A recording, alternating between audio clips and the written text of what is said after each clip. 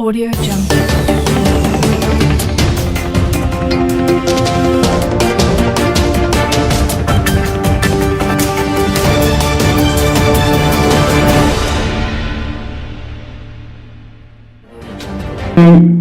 Quickly agree with some of the position articulated this evening, particularly that of the present moderator who spoke earlier about some of the steps the party took throughout its journey 25 years down the drain. Now, the trajectory of events as presented by him is sufficient to guide us into understanding some of the problems and the missteps that the party, had to take.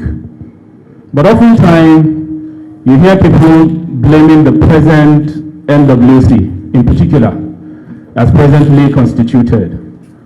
While I don't sit here to speak for the NWC per se, one cannot but be able to reconcile some of the problems the party had to run through. And that was why almost everything he said, I was agreeing with him, that some of the mistakes the party made throughout its history, were responsible for the position it found itself today. We deviated from Obasanjo's era, and he said that much. That was correct. All of those problems, if you aggregate them, you will then be able to come up with an informed decision as to why PDP is not in the position to play the kind of opposition that you expect it to play at the moment. Now, playing opposition or expecting the party to be the one to be speaking for you all the time is not going to be in the interest of anyone if you are a member of the PDP or any opposition party at all. What is expected of you is to look within yourself. What is that little contribution you can give to the party, particularly during elections, when people will carry leaf or symbol of transaction to say that they are for sale at the eve of election, and they are ready to collect money to compromise the chances of their party and to sell the party as they would like to. PDP presently is into this problem not because of the present NWC, which is what everyone seated here will want to hear. We inherited the problem, and the lacuna in the Constitution, if you choose to describe it as such, is what has informed the present situation that we have found ourselves. Somebody will say the party has one person who has bought off every other person in the NWC. That cannot be correct. I stand to be corrected. I am probably the most audible Deputy National Publicity Secretary in history, with every humility. I have been critical even of the system, even of the present NWC. Those who listen to BBC from my side of the divide, the north, would have listened to my voice every other day, trying to put the narrative correctly.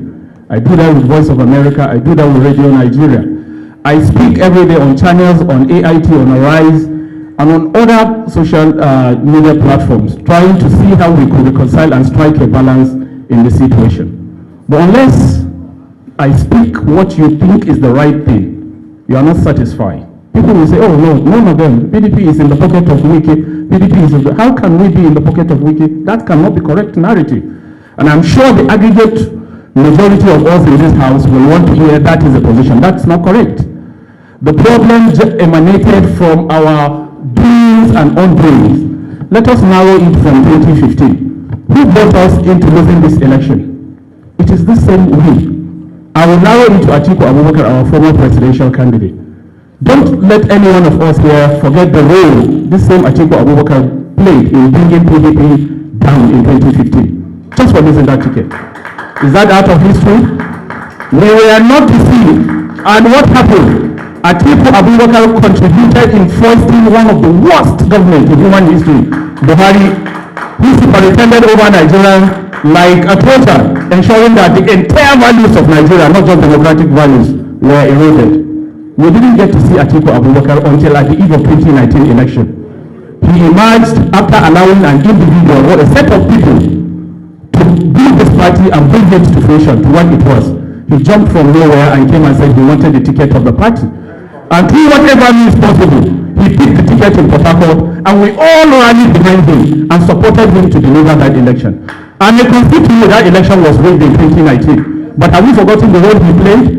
Some of us stood back, followed him throughout to the Supreme Court to ensure that we retrieve our mandate. We lost that thing. We didn't see Atiku again until at the end of 2023. Atiku came leading that party with all the effort many other people have done. And then he surfaced again and got the ticket. You'll be fair to us, we all rallied behind the same Atiku and we went to that election. There's no way at the eve of that election, 5 governors will be threatening this party. And Atiku Abubakar will play that kind of levity and carelessness to say that they can go to hell. Aided by an IU who was clearly working for something different from what we are. So the problem that this present NWC is contending with is a problem we inherited. We saw it clearly and some of us came all out and said to Atiku, we were losing it. I think we have not learned any lesson from the 2014 convention where 5 governors walked out of a convention, even then that we had a sitting president in Goodluck Jonathan. And 23 governors, or 21 governors for the record. And we went ahead and lost that election. How could we have learned lesson that we were going to lose 2023? With 5 governors walking out of the convention, and we called them they can go to hell? Ayu did all that he needed to do to ensure that that was sabotaged. As an insider, I can tell you, Ayu was saying head or tail, they are both my friends. Meaning, Tinubu, Atiku, they are all my friends. So this was a problem we presently inherited. And there's no way we will be expected to take these problems or this blame, hook, line, and sinker, like many of us are willing to do now. Thank you, sir. Now, would you allow me to do a conclusion, please? It is only to admonish us to understand that some of these problems are self-inflicted. We could have done things differently to salvage the situation, but we have not collectively helped ourselves. And if we intend to help ourselves, we will do so and we will come out triumphant. I've always argued PDP is the elephant in the house. It is the Trojan. It is the only political party throughout Nigerian history that has remained with its texture, color, symbol, symptoms, and objective. From 1998, when it was formed alongside 4 other parties, all of them have fizzled in the thin air. Only PDP has remained in history with its color. This PDP will survive this present problem. This PDP will come triumphant. On a final conclusion, I want to admonish my sister, Honorable Rita. Sister Rita is a personal friend. She spoke out of frustration and disappointment, and she is justified. For the record, I have severally disagreed with her, either at the instance of Shehima Kede in Ibadan or every other place. We have argued on this issue. She is justified to feel pain. I ran for the governorship of Kebbi State. Same problem that was meted on her was meted on me. But I still believe in this party. I still believe in the same IU and the same system that we had way back. Did everything possible from Wadata and sabotaged me, who has remained with this party throughout history, giving the ticket to somebody who emerged from the surface less than 5 months into the primaries and then took the party with the connivance of Aleru and other people who jumped into the party after taking part in their party primaries in the morning. By 5 p.m. in the evening, they were back in Wadata and they went to Wadata and paid money and were given senatorial ticket. These were the roles they played in sabotaging the party, and that was what led us to the loss of election. So if we are looking at the entire problems of the party, it's an entire gamut of problems, and every other person, the blames are big, are large enough to go around, and they can be apportioned to each and every one of us. So don't narrow it to present NWC. We may have our weaknesses, we may have our shortcomings, but we are doing the best in the circumstances to salvage the situation out of this despair and despondency that we seem to have found ourselves. But we can do more by ensuring that we reduce this level of criticism. Only a fortnight ago, we constituted 2 committees, one for reconciliation and one for discipline. These committees are made up of distinguished Nigerians. What we have failed to do as NWC, we have trusted them to do so. And let them do it and see if these problems are. And then we had, if you are saying Wike, we have allowed Wike. This is the same party who watched, we had 39 senators, for crying out loud. Wike came in there, he was screened, he was cleared, and he was allowed to take a bow and go. With our senators sitting there. If you think it's a problem, why did you allow him from that level? We have governors, 13 of them. They cannot be able to provide leadership for this governor, and you allow one person to, and then you take all the blames on an NWC. How unjust can we be? So please, on a final conclusion, let us look at these problems. It's an internal problem. It is one that we can redeem collectively, and let us work together and salvage the situation so that we will leave something for our children and grandchildren. Thank you once again. Thank you. But we must remember one fact, that the existence of Nigeria in the first case is a result of PDP. If we look, what we suffer as a Nigerian in the hands of the military rules, It takes the founding fathers of the party, the likes of Solomon Lar, Adamu Chiroma, and the lots of them, to bring this party alive and struggle, bring democracy to Nigeria. But today, what are we having? The country is in disarray because the only existing political party does not even have internal democracy within its own. So, the most important thing that we must concentrate on, what is the existence of a country in the first case? What the democracy that we're talking about? The political party is the reason why we are existing. So we must be seen as having this democracy exist in our political party. So I want to urge, first of all, one of the challenges that the party is facing is the funding. The funding policy of the party, I must tell you, is very wrong. Today we have about 11 governors or more who are from our party. What I expect to see today, 13 of them, what I am expecting to see is for us, for the party to make it mandatory that the governors should have what they are contributing for the running of this party every month. And every individual, as far as you're a member of this party, you should also make something that you're going to be contributing at the end of the month to run the political party. But by the time you abandon a party for an individual to run, you are running the party into a doom. So first of all, we must strengthen the financing of this party. Once we get this thing right, we can now maintain internal democracy. Because in the first case, we shouldn't make this party to just be something that anybody will just come and buy. It's one of the big problems that we have. So I want to say to all of us that we must work hard on financing this party. And also, one of the things we are ignoring, we have relegated the youth to only youth leaders in the party, which is, I mean, we've gotten it wrong also. Today, the only people that are speaking in the country are the young people. They are the only one that can. We have seen what is going on in Nigeria today. The young people are angry. They want to take their country back. And they have demonstrated in the last election. But they have seen that it cannot work. So now, PDP is the only avenue that they can use. They've come together. They play under a political party that was formed along the road. But it didn't work. So now let us encourage these young people and bring them into the party so that they can serve as the formidable force in strengthening our party so that the party can rescue Nigeria back again. Because in as much as there is no PDP, the future of Nigeria is a doom. The party in power today, as we all know, is just an association of inconvenience. People came from different places and just formed this party and just to rescue power. So there is no plan. Ladies and gentlemen, the most concrete thing that any political party needs to run a country is patriotism. It is lacking today. So we must, for the sake of our generation and the generation coming behind us, we must show ourselves and come together. Bring these young people aboard. Let them own it. Let's restructure the financial system of this party so that we can at least have a country everywhere we go to. I was just in Cairo a few days ago, and I was having a discussion with some experts, businessmen, and they told me, we cannot do business with you because you don't even have a currency. But they're not lying, that is the truth. Our currency does not exist in any international, because today you set an agreement at a time, tomorrow you come back, the figure has changed. So we should be worried about where our country is today. And how do we have seen 8 years of the past regime, and we are seeing what is going on now. So we must reactivate and reawaken patriotism in all of us and get back this country. Thank you very much. Thank you. For the survival of this rich country called Nigeria, I count myself so privileged to be here and to also lend my voice as a youth who has future, who mean well for our country. First, the People's Democratic Party, we know it to be the largest and formidable party in Africa.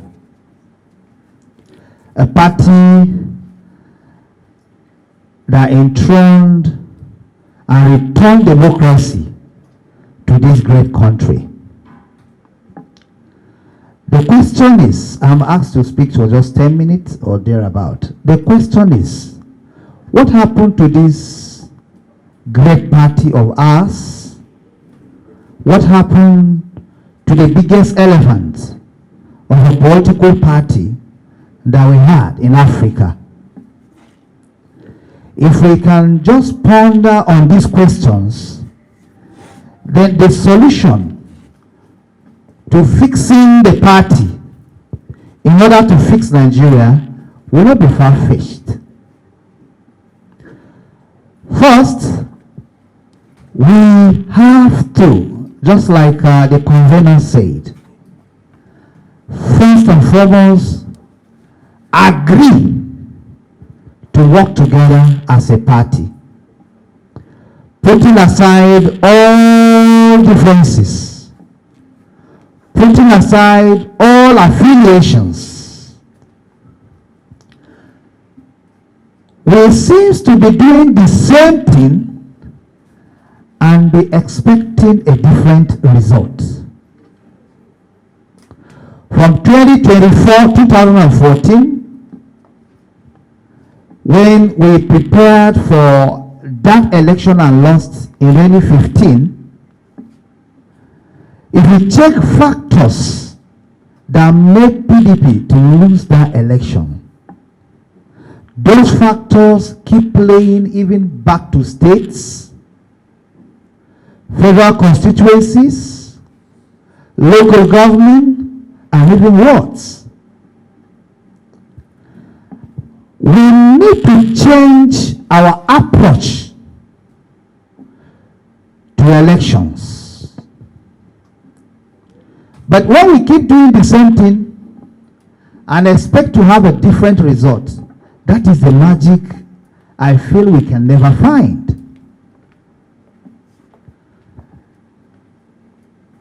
Our leaders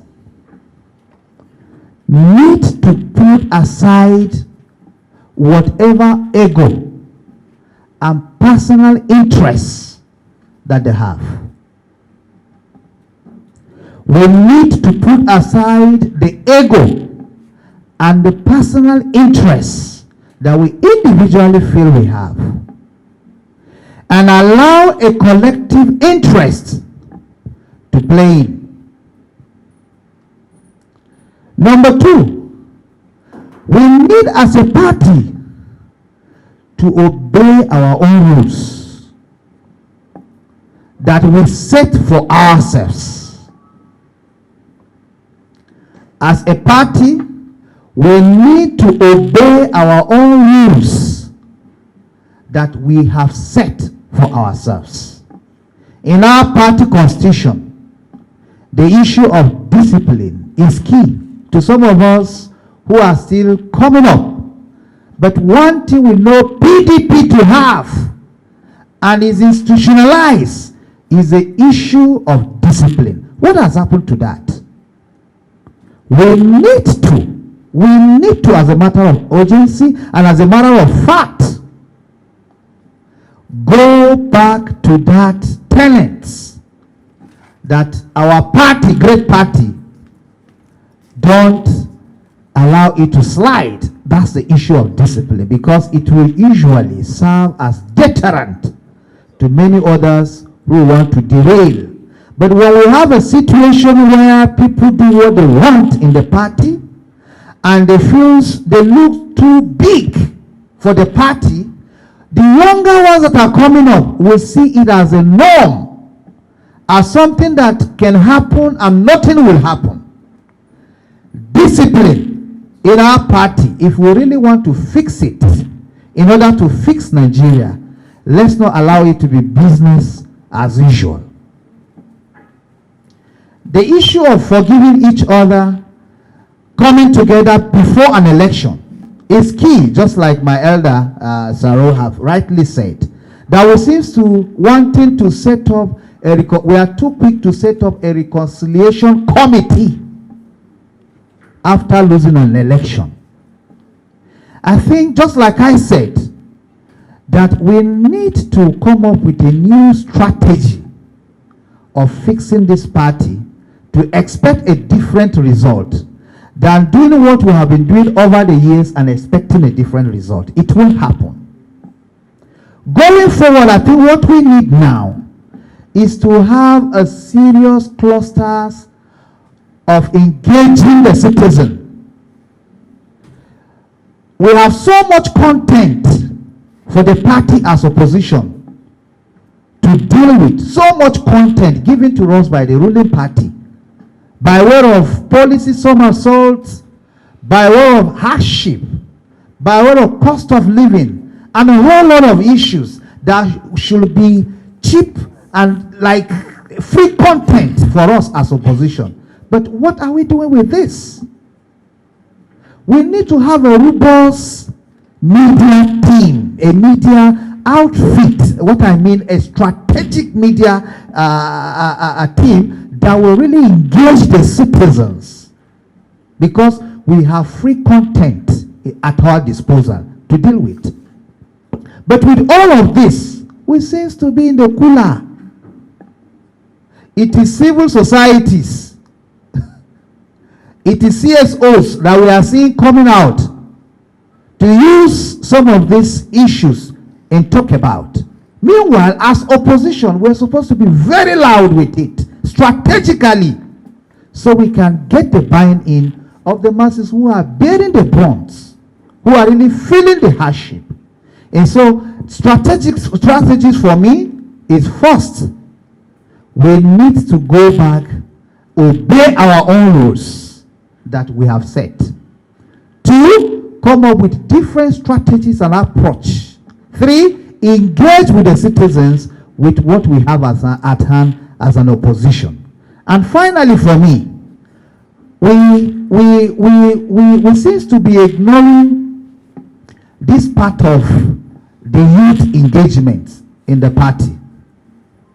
We seem to be ignoring this part of the youths at the level of our party, especially going down to states, local government, and wards. We need to engage the youths so they will see this party as their property. They really have a stake in it.